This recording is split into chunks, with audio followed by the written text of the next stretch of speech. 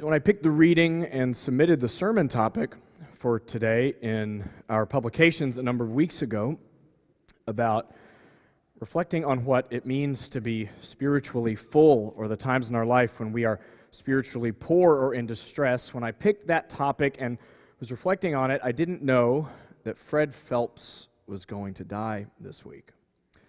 Those of you who know who he is may have been watching some of the news around his dying and response to it. And for those of you who don't know who he is, Fred Phelps was a man who, until very recently, at the point of his death, was leader of a church called the Westboro Baptist Church, which has no formal affiliation with any other Baptist church, by the way. They're the ones who show up at military funerals and other public events, protesting with big signs with hateful words on them, saying very clearly in their opinion who God hates. And in their opinion, God hates gays and lesbians and others, and the words they use to describe that are filled with slurs and a lot of very painful language. When news came that this well-known person, because of the disruptions and pain that he has brought to so many in the world, was in hospice, the news stories started coming up, and I watched people respond to that news of his impending death with a variety of responses. I watched people in a very public way on Facebook and blogs and newspapers and interviews and conversations with friends reflect on what it might look like to respond in a healthy way to the death of someone who created, voiced so much hate and pain while he was alive.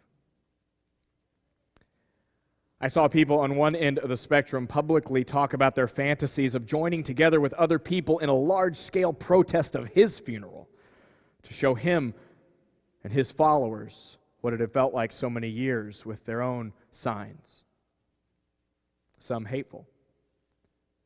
I saw others talk about the fact that maybe the right response to this incident would be to come with signs that instead talked about God's love for all, or their forgiveness for this man and his community. Although I'm not quite sure what that achieves either. I saw people deliberate on Facebook posts and feeds, from comments and on nightly news about what this would mean. And I saw a lot of our church members, in fact, carrying on some pretty thoughtful dialogue, and many of them explicitly saying, "Today's a hard day to be a Universalist." I saw members of our church reflect with some of their friends on what it would mean to imagine that the loving embrace of God would include this person also. I saw people who call themselves Unitarians and Universalists who I've heard say that they don't believe in a hell, say in public writing that they wished there was one. That's a big statement. That shows, I think, a very painful and strong reaction to the life and legacy of such a person. So I was thinking about what a spiritually poor or a spiritually rich way of responding looks like in the midst of all that. And I watched myself and saw how easily I fell into the dynamics that I have criticized so many times. I saw myself in this internal dialogue making a very passionate protest outside his funeral, thank you very much, where my words would change millions of people's opinions on such matters. I found myself caught in that cycle of hate for hate, calling spite and revenge justice, or believing that if I just got angry enough, somehow I and others would feel better. I saw how easy it was for me to fall into that cycle of building up in myself and wanting to bring into the world something that would not heal a single person. That kind of reaction was seductive. In her writing that Daniel read to us this morning, we talked about Barbara Brown Taylor spoke about this kind of pervasive sense that she hears in people of a longing for more. This feeling like there's something in our lives day after day, week after week, that people she thinks use the word spiritual to identify, that signifies this deep and profound longing in us for something more than the life we're currently living. And I know that in my life and in others, because I've watched and am in conversation with people, we often fill up that lack and that sense of not enough and that desire for something more with things that do not fill up a human life. Ego, power, control, self-image, substances, money, the list goes on.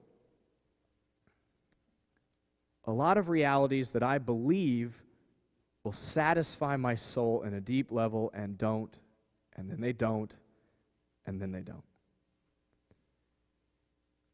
For me, learning to identify in moments, either when there's a hateful preacher on TV or I'm in a tense conversation with friends or family, learning to identify what can I help create that will actually heal.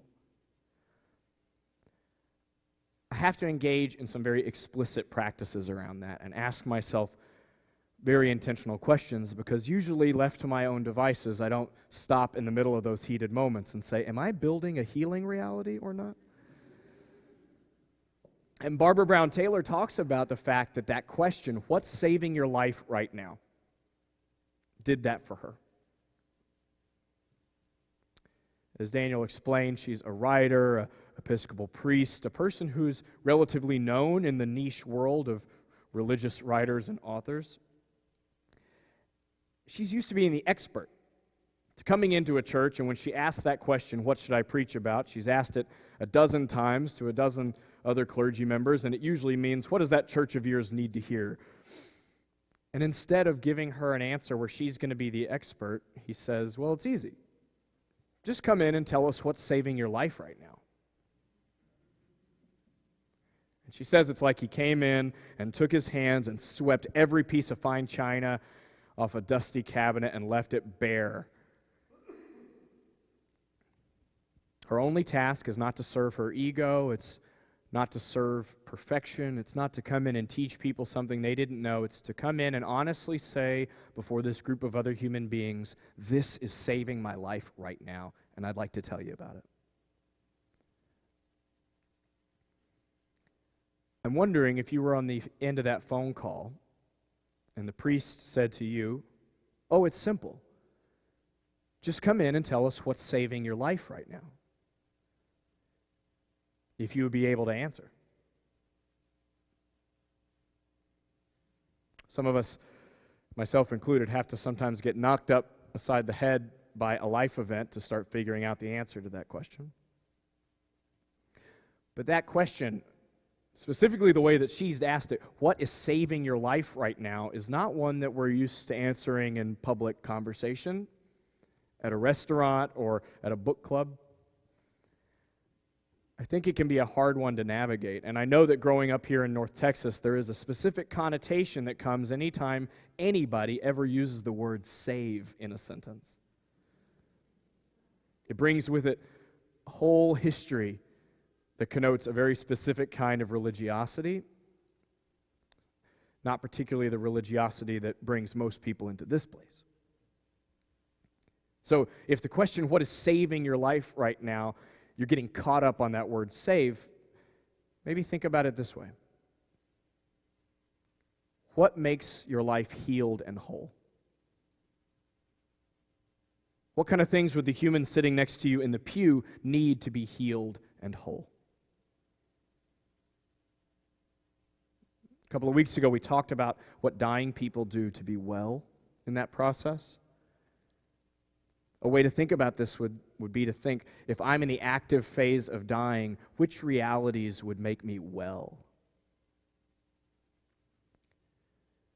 Maybe you don't ask it or answer the question like she did, but that question, what is it that a human being really needs after safety, shelter, and food? That question, I think, is at the center of why we gather together in religious congregations at all. I think it drives politics and political ideologies and philosophies and actually a lot of marketing. Now, not everybody answers that question in the same way, but almost every community in some way is trying to answer what heals and makes whole a human life. What do you need?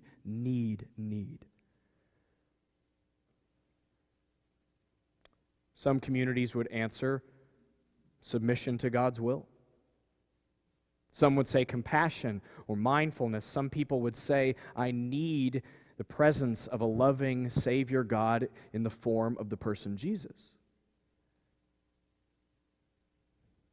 We might not answer that question in exactly the same way, but we're certainly not people who don't need anything. We answer that question in our own way when we stand up week after week and read that affirmation. Why else would we come together if we believed we didn't need love, the doctrine of our church? Service to humanity and fellowship, service as our prayer, truth and peace. In our own way, we're giving answers to realities that save us and make us healed and whole together. And it's one thing to stand in a group of people and say that, to read words that have already been written by somebody else off of a sheet of paper, and it's another thing to answer that question for yourself, the task that she was given. What is saving your life right now? What does your life depend on? What makes you whole? I think it's a hard question to answer because most of us aren't required to answer it explicitly, and some of us try to keep a big secret to the world that we actually need anything at all. In answering that question in our hymn class, where the hymn that I wrote that we sang this morning came out of, one of the things we realized is that most people in the class are not used to writing theology. That most people were not used to writing theology that a group of 500 people were going to sing together. And one of the things that came up early on in the class is that people would say to us, well, I'm not really certain about how to write a hymn that isn't just praise to an abstract God. I don't even understand the task, or I don't know if that language feels useful to me. And one of the things that we proposed in that class was simply to start off by asking, what do you really need? Take it one step further than Netflix and chocolate. What do you really need? What would you stand up in front of a group of people and sing out loud to, asking for it to show up in the room right now, because without you, my life does not have the meaning I want. I need you here. If you could sing to that, name it. Change the letters. Make it a capital C on care instead of a little c, which I realized today I sent in the wrong version of my hymn. For the order of service, it didn't have the C capitalized. I meant to. What would you get up and sing for, asking it to come into this room and make you whole right now? It's one way of answering that question. What is it that saves my life? The answer that I came to was profound care. What's saving my life right now is profound care made evident by tangible acts of human kindness. I began this writing process and realized in singing it today that 2 years ago today I was on paternity leave trying to figure out what my life was going to look like for the rest of my life. With my understanding of who I was and what I would do with money and time, as if there were going to be any of those things anymore, how I would learn to navigate an entirely different role. A week before my son was born, one set of my parents got divorced, and my uncle had died, and a friend of mine had died a month before, and then a month after my son was born, both of my parents lost their jobs and needed help, and almost nothing in my life felt stable. And over the past couple of years, I've experienced the kind of things that I know that many, if not most of you, have experienced too. Grief over losing people that are really important to me and trying to figure out how to make meaning there. and trying to figure out the balance between showing up as a full human at work in this community and having resources left over to be a husband and father and friend. Learning how to navigate dealing with ill family members and be caring for them, but also have enough for everybody else in my life, and all of the kind of things that I know that people in this church are dealing with. And in the midst of all that, the thing that has sustained me and transformed me and been healing has been care. Anytime care has been in the room, whether I've been receiving it or giving it, I felt more whole. And this community has been a big part of that answer. I think it is for other people too, or else I don't think we'd show up week after week and put the hard work in that people like Alan and Gwen did. You heard from them this morning talk about how meaningful it's been to be given the opportunity to serve another human being. What a profound and healing thing that was for them. We heard their answers in some way to the question, what's saving your life right now? Justice came through pretty strongly. This community was one of my answers. Because I knew that whether or not I was one of the ministers of the church or a first-time visitor, I could walk up this sidewalk and somebody would be standing at the door smiling, saying, I am glad you're here today, and mean it. And where else does that happen if you're not going to buy something once you enter the door? Where somebody actually means the words, I'm glad you're here today. May not even know you, and I'm glad you're here. This community was part of my answer because I knew that I was going to see some of the same faces sitting in this room week after week who I had known had shown up in other people's hospital rooms and fed people when we were sick or had babies or navigating grief and life's transitions. I knew that if you stick around here long enough, someone's going to ask you to show up and show tangible care for another human being. This place and care with a capital C for me have been one of the many saving realities in the midst of so much that's felt unstable. And reflecting on this week and seeing how easy it was for me and others to respond to hate with hate and to spiral off into dynamics that simply didn't build anything healing in the world, I'm convinced that just because a person who taught hate has died doesn't mean that the capacity to enter into spite and hate and revenge in me has gone anywhere. That my task, that our task as people of faith is not to recite words that we believe or don't believe. It's not to believe anything at all. It's to decide what is saving your life, what is worthy of your life's service and devotion, and then to make more of that. If your answer is care, your task is to care more, to show up and make that a reality. If your answer is justice, then you've got people you know you can work with. As Unitarian Universalists in the modern era, we affirm that any saving reality in the world isn't going to bring its hand down from the sky and do our work for us. Our universalism is participatory.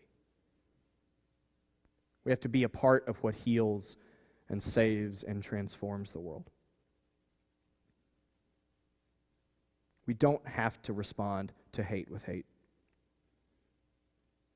We don't have to carry around years of spite and anger into our interactions with other people. We can decide mid-sentence, mid-meeting, what am I building? And does it heal? I hope that this place helps you answer those questions. And I hope that it gives you the courage and the energy and the drive to build what you've answered. I hope it gives you the courage and the passion to continue building something ever more beautiful here. And thank you, and amen.